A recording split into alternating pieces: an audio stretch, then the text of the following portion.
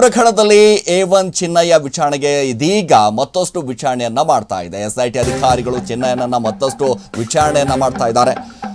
ಬೆಳ್ಳತಂಗಡಿಯ SIT ಕಚೇರಿಯಲ್ಲಿ ವಿಚಾರಣೆ ನಡೆಸಿದ್ದಾರೆ. ಹಳೆ ಮನೆ ಹೋಟೆಲ್ನಲ್ಲೂ ಕೂಡ ಮಹಜರು ನಡೀತಾ ಇರುವಂಥದ್ದು ಒಂದು ಕಡೆ. ಈಗಾಗಲೇ ಹೋಟೆಲ್ನಲ್ಲಿ ಮಹಜರು ಮುಕ್ತಾಯಗೊಂಡಿದೆ. ಉಜ್ಜೇರಿಯ ಹಳೆ ಮನೆ ಹೋಟೆಲ್ನಲ್ಲೂ ಕೂಡ ಒಂದಿಷ್ಟು ಮಹಜರು ನಡೀತಾ ಇರುವಂಥದ್ದು. ಆರೋಪಿ ಚಿನ್ನಯ್ಯ ತಗ್ಗಿದಂತ ಹಳೆ ಮನೆ ಹೋಟೆಲ್, ಮತ್ತೊಂದು ಕಡೆ ಆಶ್ರಯ ಕೊಟ್ಟಿದ್ದಂತ ತಿಮ್ರೋಡಿ ಮನೆಯ ಬಳಿಯೂ ಕೂಡ ಇರುವಂತಹ ಈ ಹೋಟೆಲ್ ಮಹಜರು ಮುಗಿಸಿ ಕಚೇರಿಗೆ ಕರೆದಿದ್ದಾರೆ SIT ಅಧಿಕಾರಿಗಳು. SIT ಅಧಿಕಾರಿಗಳು ಹೋಟೆಲ್ ಆಗಿರ್ಬೋದು, ಹಳೆ ಮನೆ ಆಗಿರ್ಬೋದು, ಎಲ್ಲಾ ಕಡೆಯೂ ಕೂಡ ಮಹಜರು ಮಾಡುವಂತ ಕೆಲಸವನ್ನ ಮಾಡಿದ್ದಾರೆ. SIT ಅಧಿಕಾರಿಗಳಿಂದ ಚಿನ್ನಯ್ಯ ಏನಿದ್ದಾನೆ, ದೂರುದಾರ, ಏನು ಮಾಸ್ಕ್ ಮ್ಯಾನ್ ಅಂತ ನಾವು ಕರಿತೀವಲ್ಲ, ಅವನು ಎಲ್ಲೆಲ್ಲಿ ತೆಗಿತಾ ಇದ್ದ, ಎಲ್ಲಿ ಇದ್ದ, ಯಾವ ಹೋಟೆಲ್ನಲ್ಲಿ ಇದ್ದ, ಅದರ ಜೊತೆಗೆ ಯಾರ ಜೊತೆ ವಾಸ ಮಾಡ್ತಾ ಇದ್ದ, ಅದೆಲ್ಲವೂ ಕೂಡ. ಯಾಕಂದ್ರೆ ಈಗ ಈ ಹೋಟೆಲ್ ಮತ್ತು ಹಳೆ ಮನೆ ಅಂತ ಅಂದಾಗ ತಿಮ್ಮರೊಡ್ಡಿ ಅವರ ಮನೆ ಹತ್ತಿರ ಇರುವಂತ ಒಂದು ಹೋಟೆಲ್. ಸೊ ಹಾಗಾಗಿ ಅಲ್ಲಿಯೂ ಕೂಡ SIT ಅಧಿಕಾರಿಗಳು ಪರಿಶೀಲನೆ ಮಾಡಿದ್ದಾರೆ. ಬುರುಡೆ ಪ್ರಕರಣಕ್ಕೆ ಸಂಬಂಧಪಟ್ಟ ಹಾಗೆ ದಿನ ಬೆಳಗಾದ್ರೆ SIT ಅಧಿಕಾರಿಗಳು ಎಚ್ಚರಿಕೆ ಹೆಜ್ಜೆಗಳನ್ನ ಇಡ್ತಾ ಇದ್ದಾರೆ. ಗಮನಿಸ್ತಾ ಹೋದಾಗ ಮಹಜರು ಮಾಡುವಂತ ಕಾರ್ಯವನ್ನ ಮಾಡ್ತಾ ಇರುವಂತದ್ದು.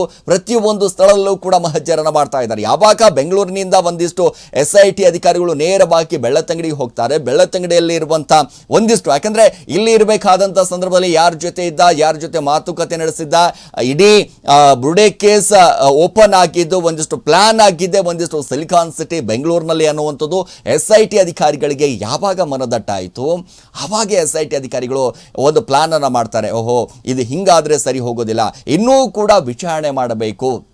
ಸೊ ಹಾಗಾಗಿ ಒಂದು ಕಡೆ SIT ಅಧಿಕಾರಿಗಳ ಕಸ್ಟಡಿಯಲ್ಲಿ ಇರುವಂಥ ಚಿನ್ನಯ್ಯ ಇನ್ನೇನು ಕಸ್ಟಡಿ ಅಂತ್ಯ ಆಗ್ತಿದ್ದ ಹಾಗೆ ಮತ್ತೆ ಕೋರ್ಟ್ಗೆ ಹಾಜರುಪಡಿಸ್ತಾರೆ.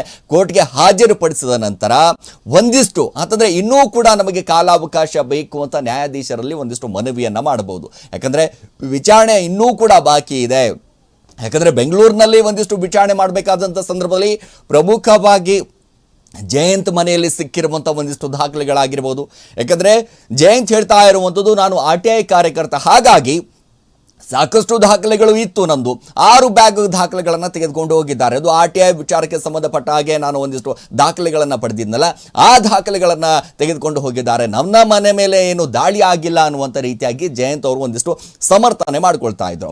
ಸೊ ಅದು ಒಟ್ಟಾರೆಯಾಗಿ ಏನೇ ಆಗಿದ್ದರೂ ಕೂಡ ಸಂಪೂರ್ಣವಾದಂಥ ಒಂದಿಷ್ಟು ದಾಖಲೆಗಳಾಗಿರ್ಬೋದು, ಅಲ್ಲಿ ಮೊಬೈಲ್ಗಳು ವಶಕ್ಕೆ ಪಡೆದುಕೊಂಡಿರುವಂಥದ್ದಾಗಿರ್ಬೋದು, ಅವರ ಧರ್ಮಪತ್ನಿಯವರ ಮೊಬೈಲ್ ವಿಚಾರಕ್ಕೆ ಸಂಬಂಧಪಟ್ಟ ಹಾಗೆ ಆಗಿರ್ಬೋದು, ಅದೆಲ್ಲವೂ ಕೂಡ ತೆಗೆದುಕೊಂಡು ಹೋದಂಥ SIT ಅಧಿಕಾರಿಗಳು ಇದೀಗ ಬೆಳ್ಳತಂಗಡಿಯಲ್ಲೂ ಕೂಡ ಮಹಜರು ಮಾಡುವಂತ ಎಲ್ಲಾ ಕೆಲಸಗಳು ನಡೀತಾ ಇದೆ.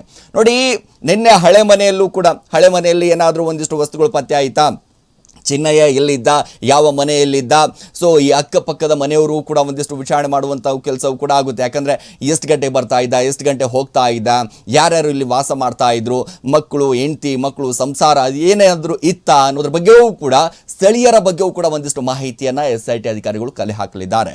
ಸೊ ಹಾಗಾಗಿ ಮತ್ತೊಂದು ಕಡೆ ನಾವು ಗಮನಿಸ್ತಾ ಇದ್ದೀವಿ ಏನಪ್ಪಾ ಅಂತಂದರೆ, ಈಗ SIT ಅಧಿಕಾರಿಗಳ ಒಂದಿಷ್ಟು ವಿಚಾರಣೆ ಇದೆಯಲ್ಲ, ಪ್ರಮುಖವಾಗಿ ಗಮನಿಸಬೇಕಾಗಿರುವಂಥದ್ದು ವಿಚಾರಣೆ ಯಾವ ರೀತಿ ಹಂತದಲ್ಲಿದೆ, ಯಾವ ರೀತಿಯಾದಂಥ ಮುಂದಿನ ಹೆಜ್ಜೆಗಳನ್ನು ಇಡಬಹುದು, SIT ಅಧಿಕಾರಿಗಳಿಗೆ ಏನಾದರೂ ಈ ವಿಚಾರಣೆ ಒಂದಿಷ್ಟು ಚಾಲೆಂಜ್ ಆಗಿ ಅನ್ನಿಸ್ತಾ ಇದೆಯಾ, ಒಂದಿಷ್ಟು ಚಾಲೆಂಜ್ ಆಗಿ ಮಾರ್ಪಟ್ಟಿದೆಯಾ ಅನ್ನೋದ್ರ ಬಗ್ಗೆ ಕೂಡ ಗಮನಿಸಬೇಕು. ಅಂದರೆ ಈ ಹಳೆ ಮನೆ ಹೋಟೆಲ್ ವಿಚಾರ ಬಂದಂಥ ಸಂದರ್ಭದಲ್ಲಿ, ಯಾಕಂದರೆ ತಿಮ್ಮರೊಡ್ಡಿ ಅವರ ಒಂದಿಷ್ಟು ಆಶ್ರಯ ಕೊಟ್ಟಿದ್ರು ಅನ್ನುವಂಥದ್ದು, ಗಿರೀಶ್ ಮಟ್ಟಣ್ಣ ಕೂಡ ಒಂದಿಷ್ಟು ಆಶ್ರಯ ಕೊಟ್ಟಿದ್ದ ಅನ್ನುವಂಥದ್ದು, ಇದೆಲ್ಲವೂ ಕೂಡ ಮೂಲ ಎಲ್ಲಿಂದ ಬಂತು, ಏನು ಕತೆ ಅನ್ನೋದ್ರ ಬಗ್ಗೆ SIT ಅಧಿಕಾರಿಗಳು ಇನ್ನೇನು ಕೆಲವೇ ದಿನಗಳಲ್ಲಿ ಸಂಪೂರ್ಣವಾದಂಥ ವರದಿ ಹೊರಬರಲಿದೆ.